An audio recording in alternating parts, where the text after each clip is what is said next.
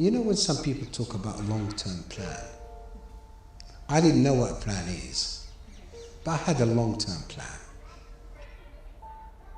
When I was only 12, every night, and I really recall that every night I used to dream walking in the streets of London, speaking in English.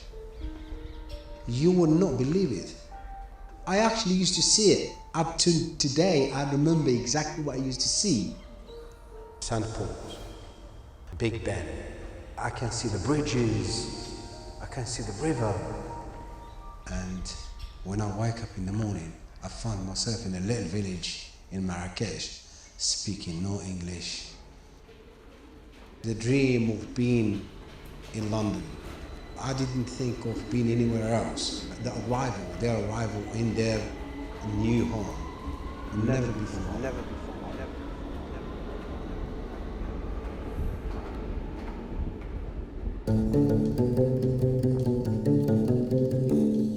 It was a Sunday, May 25th. It was a nice and hot day in Marrakech. I was nervous. So I did not tell anyone that I'm leaving the country. In fact, I just packed my bag and left. So you don't tell anyone where you're going? Even my barber, he said to me, Aziz, where are you going with your suitcase? I said, I'm just going to Gillies. Gillies is a place in Marrakech. Oh, with your suitcase? Yeah.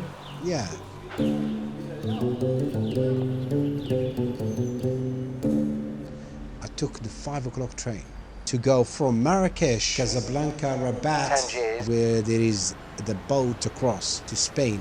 Takes about 13 hours. So you have a long journey ahead.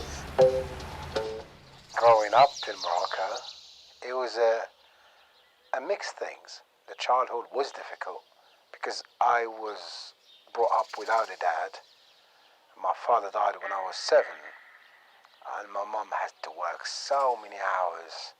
But you know, even with all that difficulties, we still had fun, had a beautiful time. We took the ferry across to Algeciras in Spain.